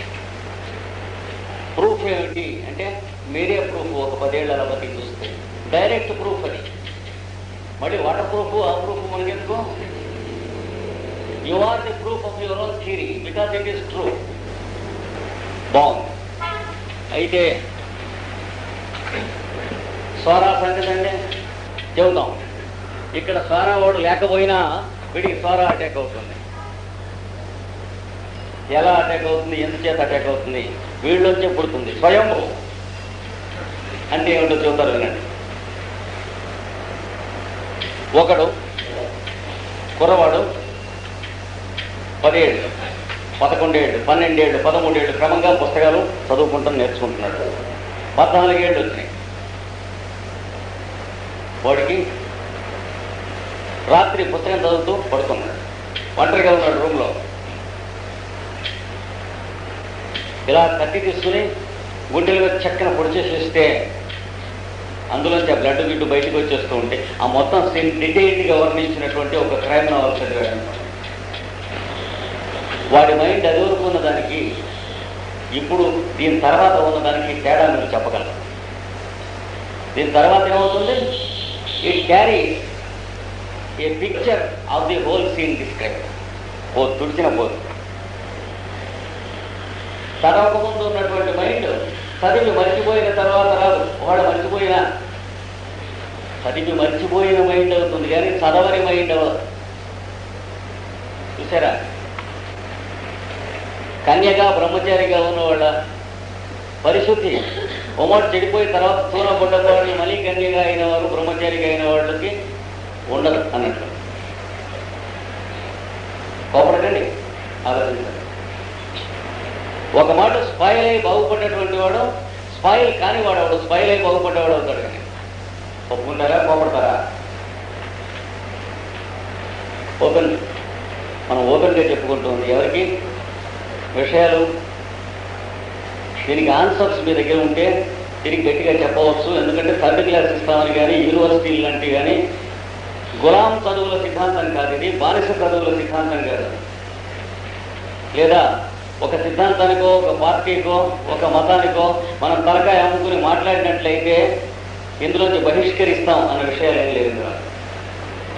Between heaven and earth under the light of sun మనం చెప్పుకునే విషయాలు ఎక్కడ చెప్పుకున్నావి అంతే ట్రూత్స్.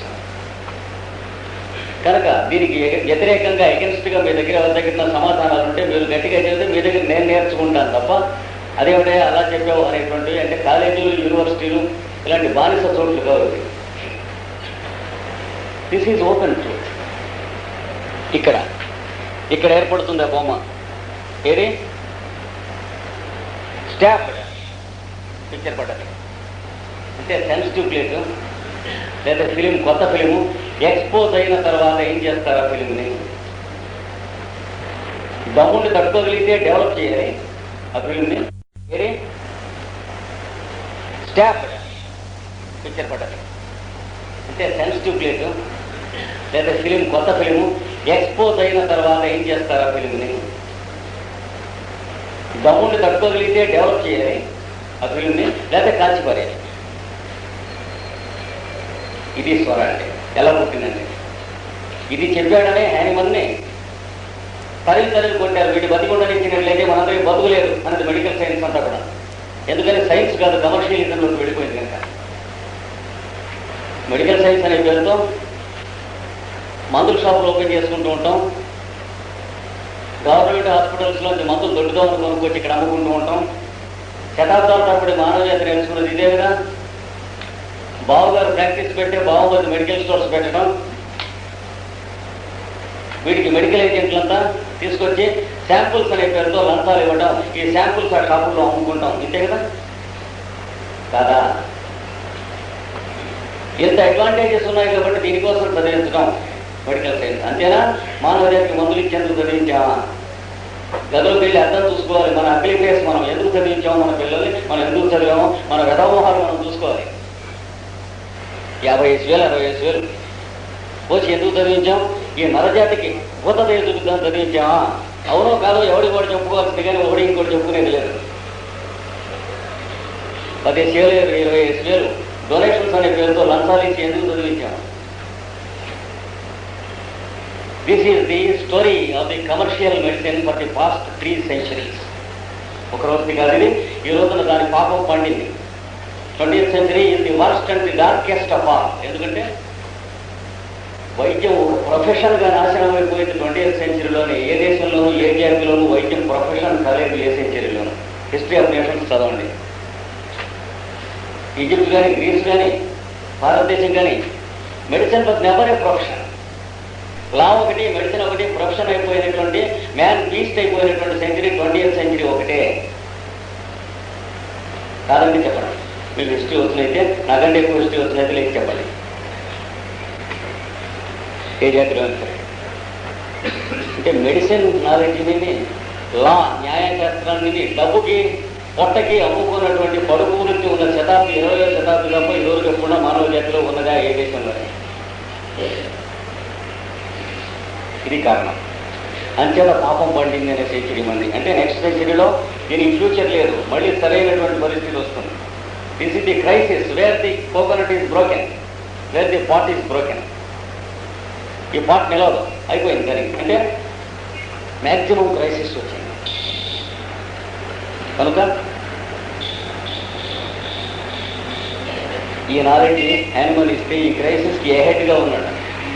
అంటే అగ్రవేషన్ మొదలెట్టినప్పుడు మందేసినట్టు అయింది. ఆయన అప్పుడు చెప్పాడు, ఇది తీరి చెప్పాడు, చెబితే తప్పేయండి అన్నాను. ఎవడిస్తాను తప్పేయండి, మనిషిని మనిషి చంపేయడం అంత తెలియదు. కొంచెం మనిషి అమ్ముతాడు, దానికి ప్రిపేర్ అయిన వాడే ట్రూత్ సీకర్గా వస్తాడు. కానీ వాడేమనుకుంటాడో వీడేమనుకుంటాడో, వీడు ఉద్యోగం తీసేస్తాడో, వాడు తంతాడో అనుకున్నాడు. మోసుగలికి ట్రూత్ అందదు. నా ఆత్మ బలహీని అనే లక్ష్య. Truth is not after the weak fellows and eunuchs. తన్ని తన లైఫ్ని మొత్తం సాక్రిఫైస్ చేసిన వాడికి ట్రూత్ వస్తుంది. కానీ హనుమాన్ లాంటి వాడికి, క్రైస్ట్ లాంటి వాడికి, కృష్ణుడు రాముడు లాంటి వాడికి వస్తుంది. కానీ కాంప్రమైజ్ గార్డ్ అంటారు చూడండి, సివిలైజ్డ్ ఫెలోస్, వాళ్ళకి ట్రూత్ ఎందుకు వస్తుంది? కామర్సే వస్తుంది. హనుమాన్కి ట్రూత్ వచ్చింది. వచ్చినప్పుడు ఇక్కడి నుంచి ఇది చెప్పాడు. ఇలాగే ఒక సెక్స్ పుస్తకం కుర్రవాడు మొట్టమొదటిగా చదివాడు అనమాట. ఆ పిక్చర్ మైండ్లో మీద పడ్డాక, అది మైండ్ మీద పడ్డటువంటి మైండ్తోనే లైఫ్ లాంగ్గా లీవ్ చేస్తాడా? అది పడలేదు అనే మైండ్కి సాధ్యమా? అయితే సెక్స్ తప్ప, మద్దతు తప్పు కానీ సెక్స్ తప్పు కాదు. కానీ సెక్స్ ఎలా రైటో ఎలా తప్పో మనం జంతువుల్ని చెట్లని చూస్తే తెలుస్తుంది. ఎలా రైటో, సెక్స్ సీజన్లో సెక్స్ ఇన్స్టింక్ట్ ఫీల్ అవుతాయి జంతువులు. ఆ టైం అయిపోయిన తర్వాత సెక్స్ ఇన్స్టింక్ట్ ఫీల్ అవ్వవు. మ్యాన్ ఏం చేస్తాడో, సెక్స్ సీజన్తో సంబంధం లేకుండా సెక్స్ పుస్తకాలు రాసుకోవడానికి, చదువుకోవడానికి కూడా సిగ్గు లేదు. Is not ashamed with dirty cheek. అంచేత such a sex is bad.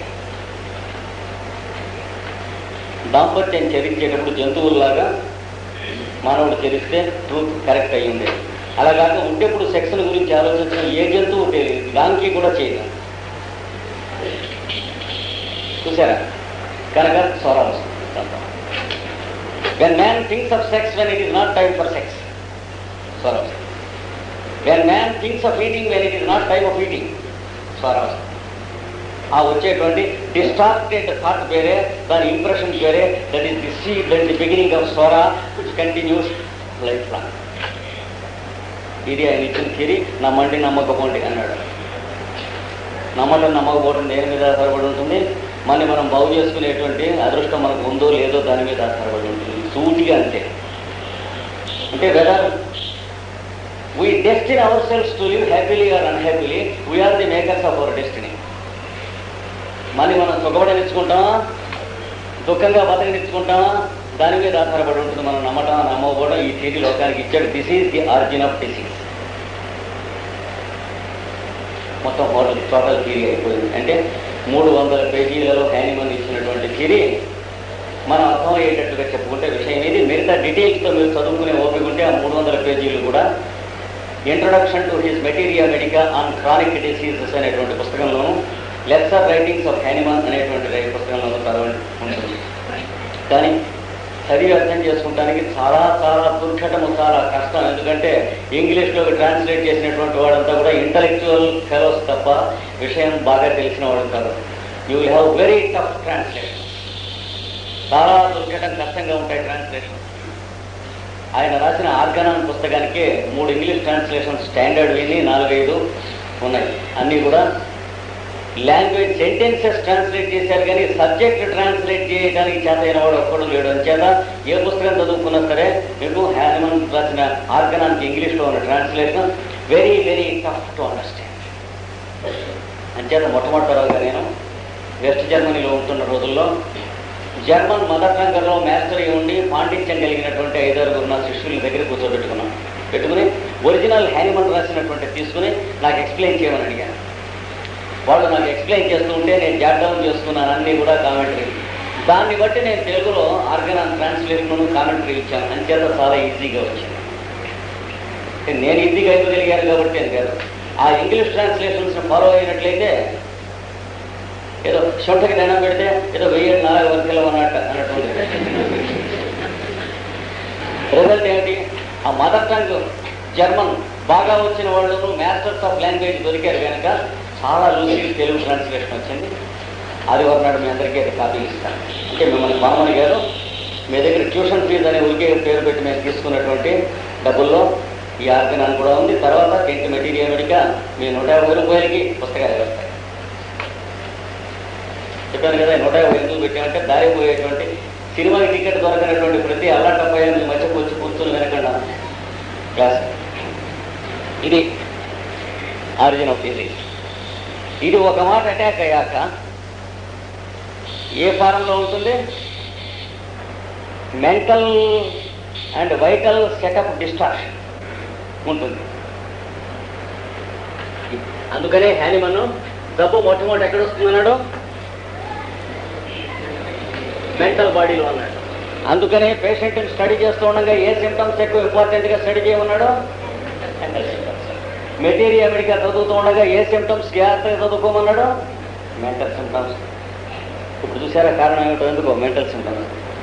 Because man is understood by his attitude, his behavior, his expression, and not his skin or his hair or his crop. వీడు మానవుడు ఎక్కివాడు అంటే వాడు పెట్టుకున్న విభూదో నామాలో కట్టుకున్న క్రాసో అది మానవుడు కనుక వాడి ఎక్కడ ఉన్నటువంటి క్రాప్ ఎలా ఉందో అదో వాడు ముక్కో వాడి కళ్ళు మానవుడు కాదు. ఇట్లా లోపలికి వెళితే ఎట్లాంటి వాడు అంటే మీరు మాట్లాడితే వాడు రెస్పాన్స్ ఏమిస్తున్నాడు, మీరు సంతోషపెడితే వాడు సంతోషపడుతున్నాడా లేదా, మీరు సంతోషపడితే వాడు సంతోషపడుతున్నాడా లేదా, లేదా మీరు సంతోషంగా ఉన్నా వాడు ఏడుస్తున్నాడా, అక్కడ దొరికేది. డిజీజ్ ఉందా లేదా అని దొరికేది మెంటల్ సెటప్లో దొరుకుతుంది. అందుకని స్వర అంటూ ఒక మాట వచ్చాక మెంటల్ సెటప్లో ఏముంటుంది?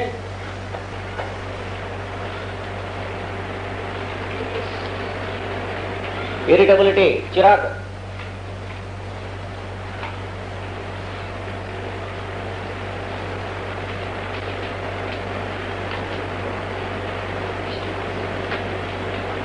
అరిస్టాక్రసీ. ఎలాగో మనం అనుకుంటుంది రైతు కనుక అనే ఐడియా అయిపోయింది. ఇంకేంది? కొన్ని సోహడే రోజులు ఏముంటాయి?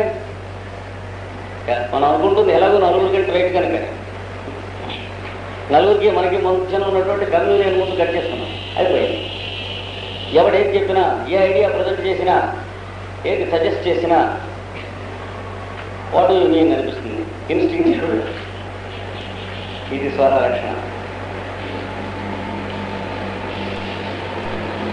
ఇది ఏమన్నా ఇలాంటివి సాధిస్తే మన ఫ్యామిలీలో సాధించాలి కానీ ఇంకోటికి ఏమొస్తుంది అనిపిస్తుంది.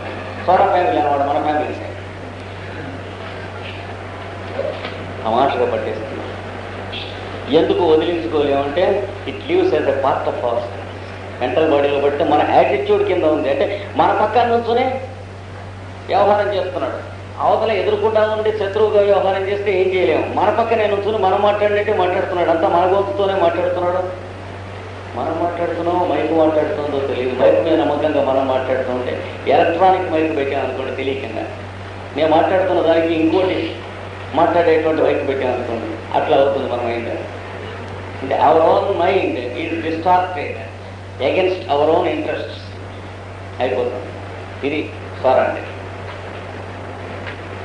ఈ స్వర ఒకళ్ళు అనుకుంటానికి ఫిజికల్ కాంటాక్ట్ అక్కర్లేదు.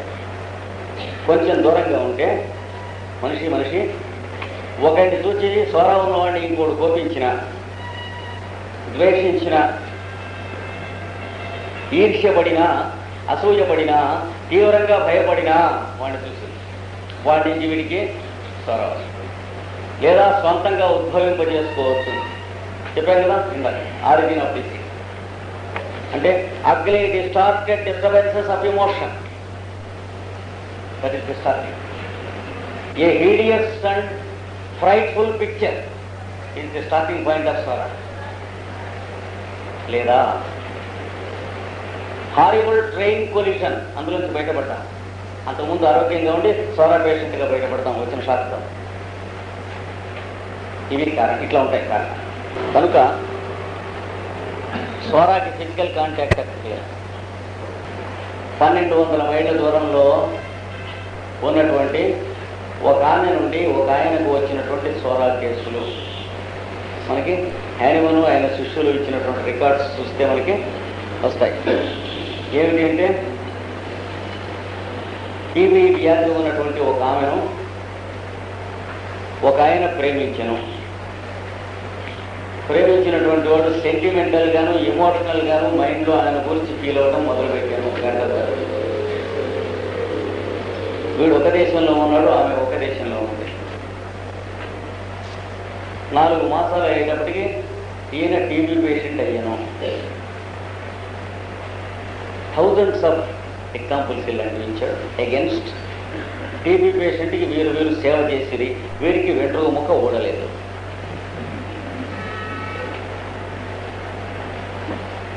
చెప్పండి ఆన్సర్ ఓ డాక్టర్లు అని అడిగాడు. ఇట్లా అంటాడా తానంటే అన్నాడు. అవును, ఏమిటి అది రిపోర్టు? మన సెంచరీలో అందరం ఎంత తెలివిగా ఉన్నాం అది దాటి ఎందుకు ఉండాలి? మనందరిలాగా ఆయన కూడా గడవలే ఉంటే సరిపోతుంది కానీ దాని because is far much ahead of our intelligence. మనకన్నా చాలా ముందు నడుస్తున్నాడు. అది వచ్చింది. ఇరిటబిలిటీ ఉంటుంది, అరిస్టోక్రసీ ఉంటుంది, మొన్న చెప్పుకున్నటువంటి ఇవన్నీ ఉంటాయి.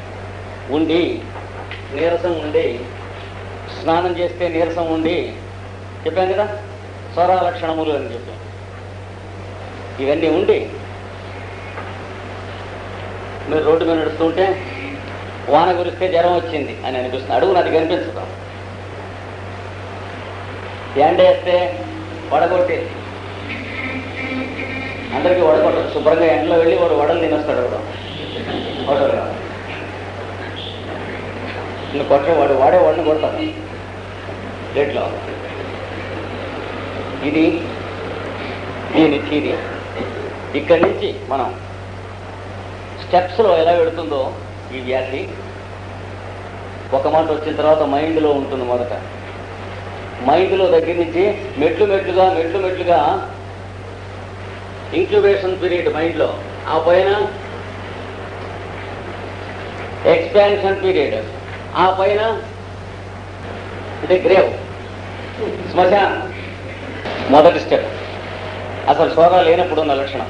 ఫస్ట్ 1 అని వేసుకోండి, పాయింట్స్ కింద వేసుకోండి. ఏ హెల్దీ పర్సన్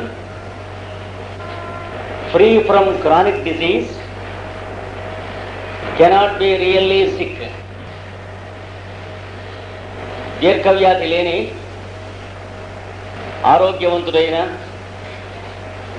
ఆరోగ్యవంతుడు నిజముగా వ్యాధిగ్రస్తుడు ఒకటకు వీలు లేదు. He gets only the following diseases. అట్టి వానికి ఈ దిగువ చెప్పబడిన వ్యాధులు మాత్రమే కలుగును. ఏ ఫాల్స్ అక్యూట్ డిసీజెస్, మిథ్యా తరుణ వ్యాధులు, లేక ఆభాస తరుణ వ్యాధులు. నన్ను చెప్పుకున్నాం కదా, false chronic disease, false acute disease అంటే 5-6 రోజులు నిద్రపోకపోతే, 2-3 రోజులు అన్నం తినకుండా తిరిగితే, పెళ్లిలో పనులు చేసి తిరిగి, ఎలక్షన్స్లో తిరిగి, అవన్నమాట వ్యాధులు కావు. They are only indispositions and not diseases. అవి అస్వస్థతలే కానీ వ్యాధులు కావు. For example, indisposition caused by sleeplessness, నిద్ర లేకుండుట, ఎక్స్పోజర్, ఎండకు చలికి గురి అగుట, and food and drink difficulties. అన్నపానీయాదులు అసౌకర్యములు,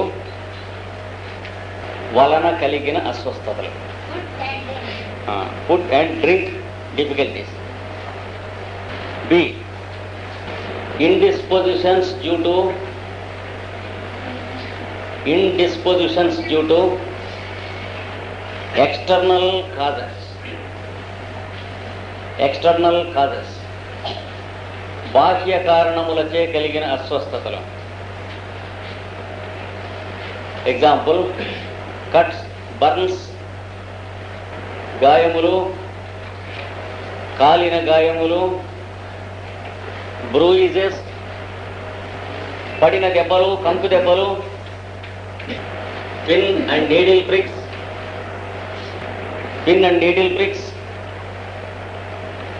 సూదులు, వేకులు, పెంకులు మొదలైనవి గుచ్చుకొనుట మనకు కారణం. ఇవి డబ్బులు కావు. ఇవి తప్ప వ్యాధి అంటూ వీడికి ఉండదు, స్వరాలేని వాడికి. అయితే గాయాలైతే, ముళ్ళు చుచ్చుకుంటే, ఇవన్నీ అయితే సెప్టిక్ అవదా అని అడగచ్చు.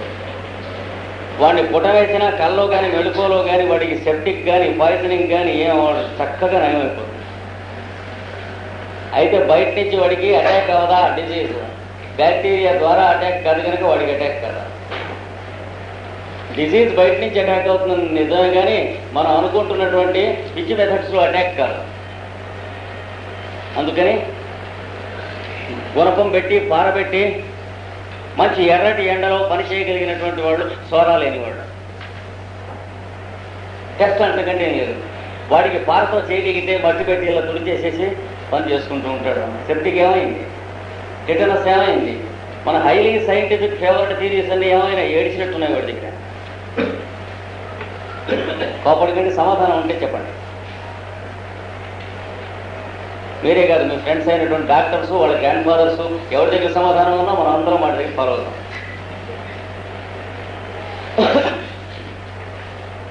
ఎందుకంటే దాదాపు 18 కంట్రీస్లో ఉన్నటువంటి డాక్టర్స్కి ప్రతి సంవత్సరం ఈ లెక్చర్స్ నేను ఇస్తున్నాను. ఏమన్నా తేడా ఉంటే లెంపకాయ కొడతారు. లాస్ట్ ఇయర్ మ్యూనిక్లో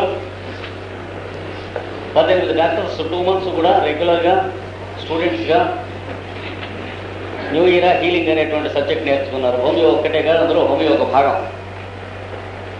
వాడు 18 మంది ఫస్ట్ బ్యాచ్ ఆఫ్ స్టూడెంట్స్ కింద ఈ సంవత్సరం ఆగస్ట్ 22వ తేదీన జెనీవాలో ఇంటర్నేషనల్ స్పిరిచువల్ యూనివర్సిటీ మేము స్టార్ట్ చేస్తాము. అంటే యుఎన్ఓ హౌస్లో అది బిల్డింగ్గా తీసుకుని దాంట్లో స్టార్ట్ చేస్తున్నాం. వాళ్ళు they are please to permitters to open and international university. అక్కడ ఒక కొత్త సబ్జెక్ట్ స్టార్ట్ చేశాము. ఇదివరకు ఏ యూనివర్సిటీస్లోనూ లేదు, ది సైన్స్ ఆఫ్ మ్యాన్ అని. దాంట్లో మెయిన్ కంటెంట్లో ఉన్న భాగాలు. అందుకని ఏమన్నా థీరీస్లో తేడా ఉన్నట్లయితే మెడికల్ ఫీల్డ్లో ఉన్నటువంటి వాళ్ళు వాయించేసి ఉండేవాళ్ళు. వాళ్ళ దగ్గర ఆన్సర్స్ లేక గట్టిలాగా చచ్చినట్టు పడి ఉంటుంది తప్ప ఇంకేం లేదు. లేదా అంతకంటే మునగాడం ఎవరి దగ్గర ఉందంటే నేను వాళ్ళ దగ్గర నేర్చుకుంటాను చెప్పండి. ఇప్పుడు నేను నేర్చుకుంటానికి ఎప్పుడూ రెడీగా ఉండి నేను ప్రొసీడ్ అవుతున్నాను. ఇది రెండే. మూడో డిసీజ్ హెల్దీ మ్యాన్కి రాదు. అయితే ఈ మొదట చెప్పిన కారణాలకి కంటిన్యూస్గా ఎక్స్పోజ్ అయి ఉంటే అది వేరు మళ్ళీ. అందుకని దీని కింద నెక్స్ట్ పారాగ్రాఫ్ రాసుకోండి. If the healthy man is continuously exposed,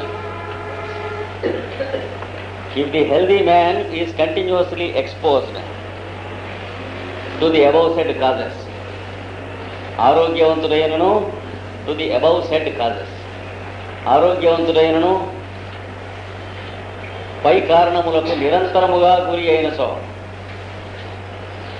above causes, hygienic conditions, unhygienic conditions, అనారోగ్య వాతావరణమునకు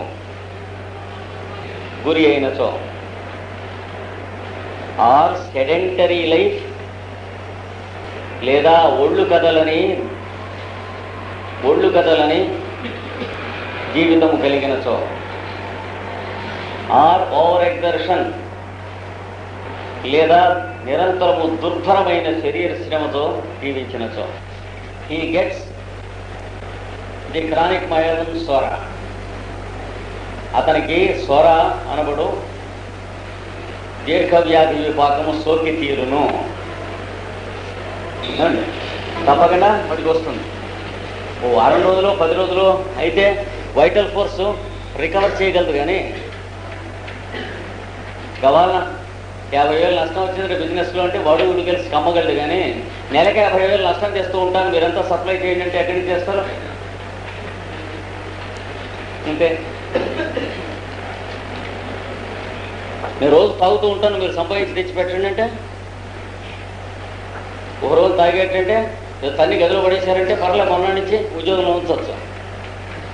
అలాగే ఉంటుంది తేడా. ఇది మొదటి ప్రిన్సిపల్. రెండవ principle, an already acquired chronic miasm, especially స్వర, ఏ దీర్ఘవ్యాధి విపాకమైనను ముఖ్యముగా స్వర వ్యాధి మేక్స్ వన్ ససెప్టబుల్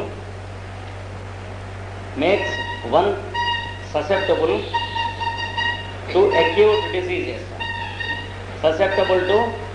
డిసీజెస్. ఎవరినైనాను తరుణ వ్యాధులకు లొంగునట్టి వానినిగా చేయను. ఫర్ ఎగ్జాంపుల్ కలరా, డయేరియా, ఉదాహరణకు కలరా కానీ, నీళ్ల విరేచనములు కానీ, డిసెంటరీ రక్త విరేచనములు కానీ, ఎమీబియాసిస్ జిగట విరేచనములు కానీ. దీని పేరు లేదు ఎమీబియాసిస్, ఎందుకంటే నవయుగంలో డాక్టర్లు సృష్టించిన పేరు. విశ్వామిత్ర సృష్టి లాంటివి కొన్ని పేర్లు ఉండవు. ఎంబీబీఎస్ ఇంకా తగ్గేది ఏమిటి అన్నాడు, ఇది న్యాచురల్ అన్నాడు. మనిషి కొమ్ములు న్యాచురల్ అన్నట్టు ఎట్లా అవుతాయి? ఇక్కడ కొద్ది ఎలుపు కొమ్ములు 5 కుక్కకు వలినే అన్నట్ట సమస్య ఇచ్చాడు. అలాగా ఎంబీబీఎస్ కామన్ అండి, ఇట్లా న్యాచురల్ అది ఏంటి అన్నాడు. అది కాదు దాని సొల్యూషన్.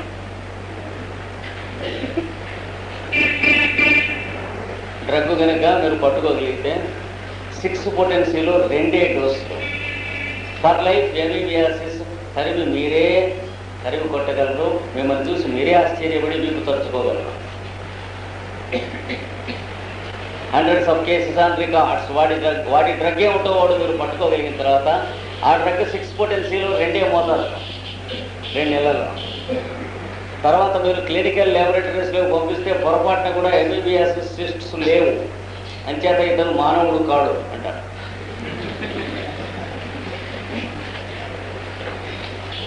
ఎంబీబీఎస్. తర్వాత జాండీస్, కామెర్ల వ్యాధి,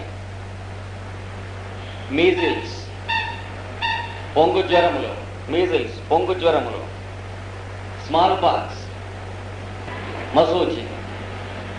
ఇది వస్తే లాభం, 1000 రూపాయలు ఇస్తారు. వాతలు పొయ్యగానే సరిగా ఎక్కడ పట్టణండి 1000 రూపాయలు ఇస్తూ ఉంటారు. పట్టుకెళ్ళి 100 రూపాయలు అంటారు.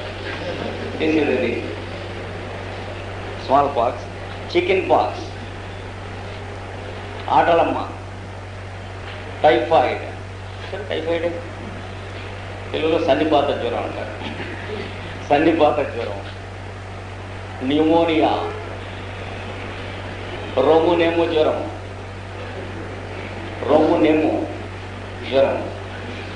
ప్రాసతో కూడా ఉంటుంది.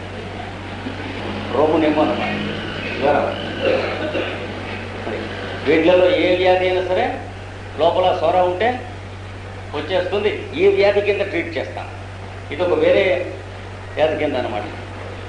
వేరే ఇంట్లో ఇల్లు కట్టించుకుని అద్దెకిస్తాను చూడండి అలాగా.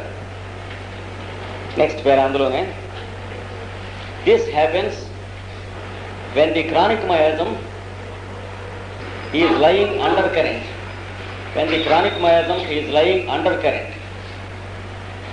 కరెంట్. దీర్ఘవ్యాధి అంతర్గతముగా ఉన్నప్పుడు ఇట్లు జరుగును. Then it has only mental symptoms and generals. ఆ స్థితిలో మెంటల్ సిమ్టమ్స్ అండ్ జనరల్స్, ఆ స్థితిలో మానసిక వేదనలు, సామాన్య వేదనలు మాత్రమే, సామాన్య కాదు, సమాహార వేదనలు మాత్రమే ఉండును. స్వరం ఉందంటే అండర్ కరెంట్గా ఉంటే